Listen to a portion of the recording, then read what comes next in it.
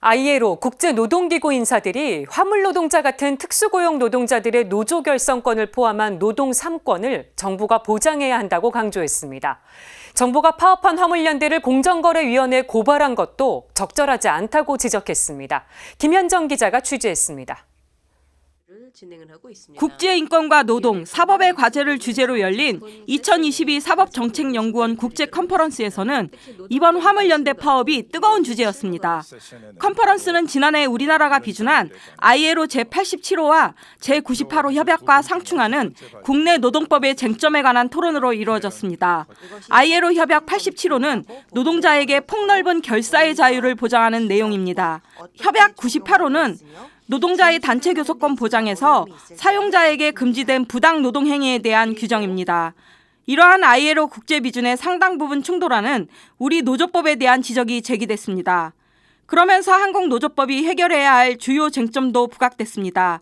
모두 현재 한국 사회의 뜨거운 노동 현안과 직접 관련돼 있습니다.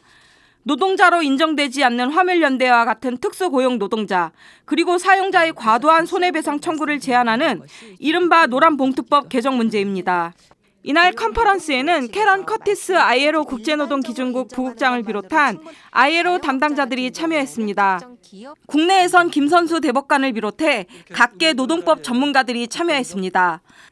ILO 담당자들은 화물연대를 비롯한 특수고용 노동자들도 노조를 조직할 수 있어야 한다고 말했습니다.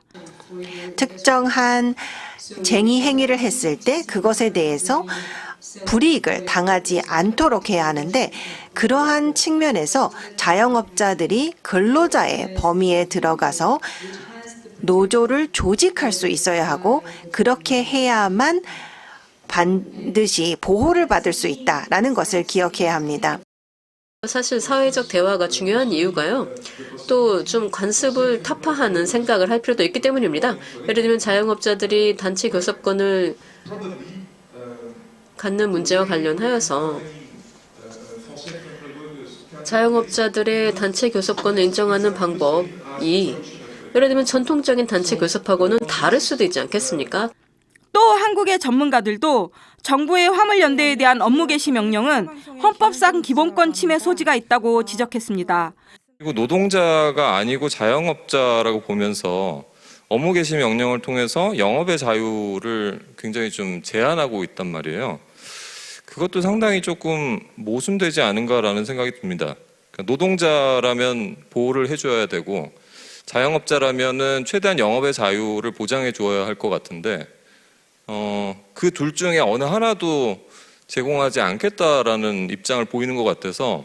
그리고 파업 노동자에 대한 사업자의 과도한 손해배상 청구도 자제돼야 할 필요가 있다고 말했습니다.